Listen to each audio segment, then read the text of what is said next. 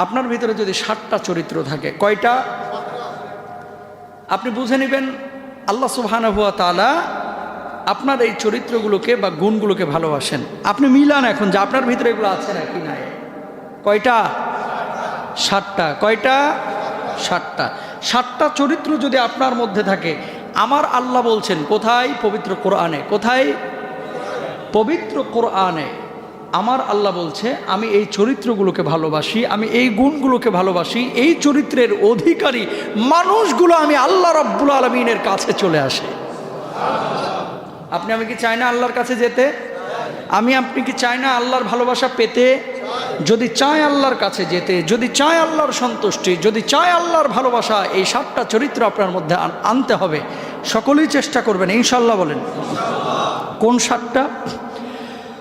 1 নম্বর, আল্লাহ রাব্বুল আলামিন পবিত্র কোরআনুল কারীমের মধ্যে কি বলছেন?